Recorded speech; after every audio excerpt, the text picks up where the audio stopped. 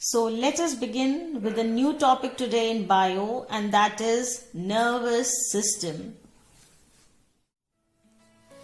Now, as you know, children, the nervous system is the most important system of our body because it helps in bringing the messages that are in the form of the stimulus from the outside world through the various sense organs.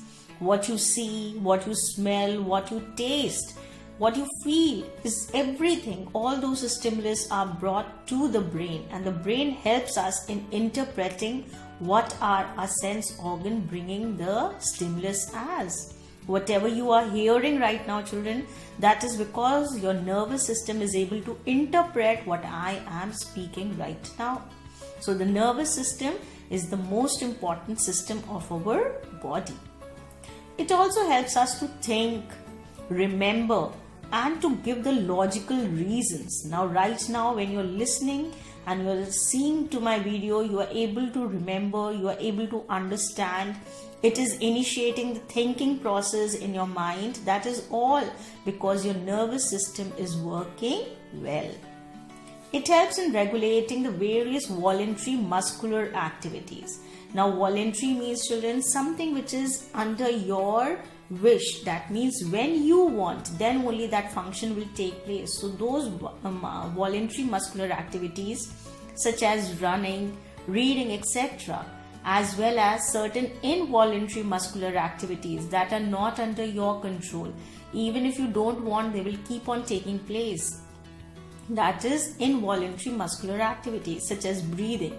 Right now you're breathing, you don't have to think about it, but the breathing process is going on. The beating of the heart. Now there's a mistake over here, children. It should be heart. That is all because our nervous system is working properly.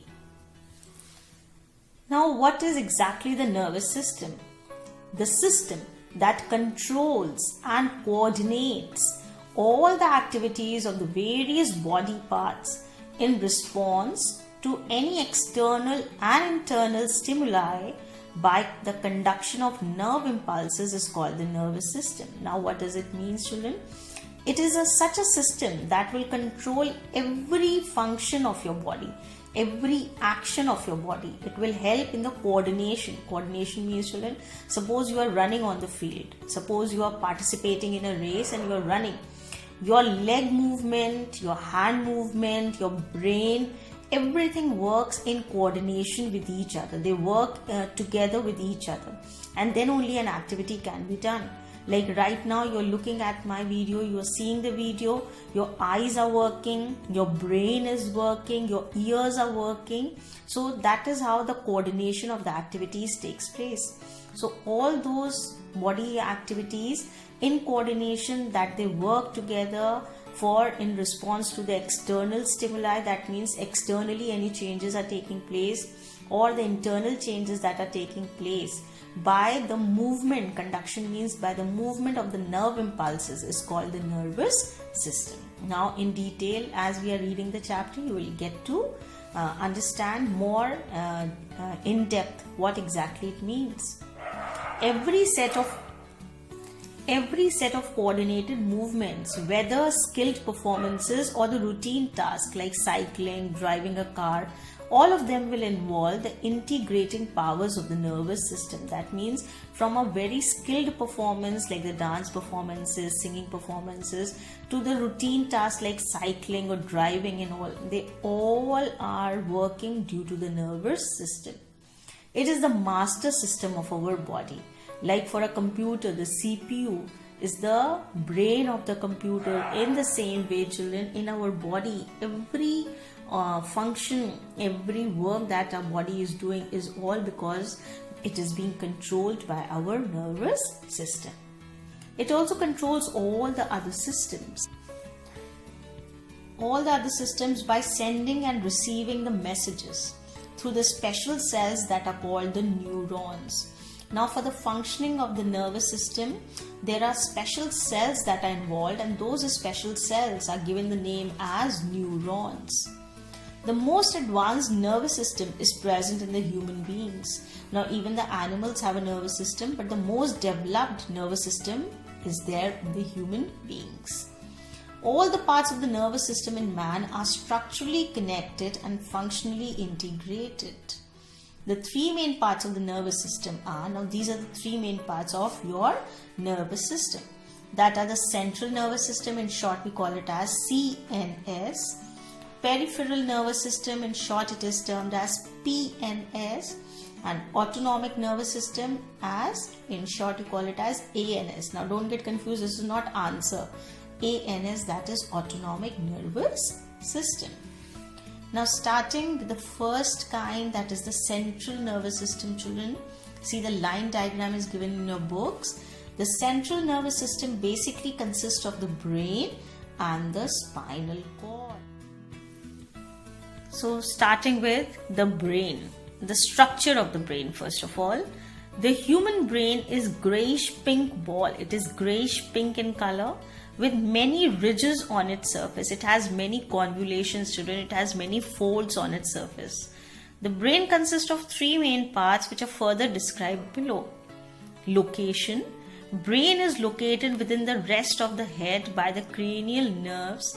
Brain is connected with the rest of the head by the cranial nerves and with the body through the spinal cord. The brain is found inside a part of the skull which is called the cranium. Now cranium, as you can see in the picture, inside the cranium is our brain, and it is also connected with the spinal cord. The brain is covered by three membranes which are also known as meninges, having a fluid called cerebrospinal fluid in between them. Now this brain contains the three membranes, and in between the membranes, children, a fluid is filled which is known as the cerebrospinal fluid. Now what is the function of this fluid? Why is the fluid present? This fluid protects our brain from any kind of a mechanical shock. That means sometimes we fall down, so because of that falling, the brain is not being affected, because first of all it is protected by the skull, and secondly inside also it has this the cerebrospinal fluid, so it acts as a shock absorber. It absorbs all the shocks, and that shock doesn't reach to the most important part of our body, that is the brain. The brain is further divisible into three regions. Now as you can see in this, children, again a diagram is given. Brain is divided into the forebrain, the midbrain and the hindbrain. And the forebrain is divided into the cerebrum, the hypothalamus and the olfactory lobes.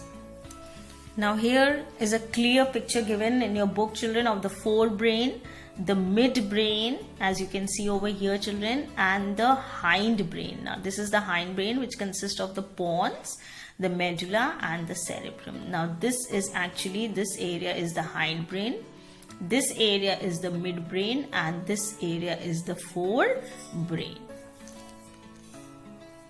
Now here are some interesting knowledge enhancers. Let's see what the knowledge enhancers are. Brain is formed of grey matter and white matter. There are two kinds of matter that are present.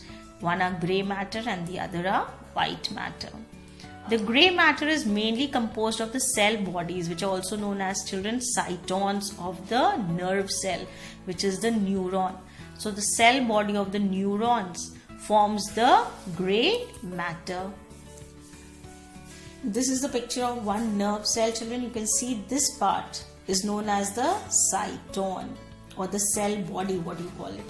And then the brown portion that you can see, children, this is the axon. This is the axon, and the top part that I showed you right now, this is known as the cyton. So this forms the grey matter, basically consists of the cell body, that was the cyton, and forms the outer layer of the brain. This forms the grey matter forms the outer layer of the brain. Whereas the white matter contains the axon. I showed you the long tail right now. So that axon is basically what comprises the white matter, and it joins to form the nerves and forms the inner layer of the brain, and this forms the inner layer of the brain. Now let's see in the spinal cord. The arrangement of the grey and the white matter is just the reverse of that of the brain. which means the gray matter is now centrally located. In the brain, the gray matter is towards the periphery, or say towards the outer layer. But over here in the spinal cord, it is inside. That means it is in the center. It is in the form of a H-shaped region, while the white matter forms the peripheral layer. Okay. The gray matter in the brain shows many convolutions. Convolutions means, children, the folds and the depressions. Now, why these convolutions and the depressions are present? Because it increases the surface area for accommodating a large number of nerve cells. Now, the more it is convoluted, children, more are the number of nerve cells that can be accumulated over there, that can be adjusted over there. Now, because a large number of nerve cells can be adjusted over there, so more deeper are these modifications, more lasting, long lasting the memory of an individual. That means more are the number of nerve cells and more they are deeply seated. So the memory of a person becomes more and more sharp, and they can remember the things for a very long period of time. So children, with this we come to an end of today's introduction video, where I have tried to introduce the lesson of nervous system to you. So that's it for today's video, children. I hope I made myself very clear to you and you have understood each and every point that I have explained to you in today's video. If you have really understood, you know what is to be done. Please do like, share, comment, and don't forget to subscribe. And please hit the bell icon, because after that you will be notified with every new video that I'm going to upload. See you very soon with rest of the videos upcoming soon. Till then, take care. Bye bye.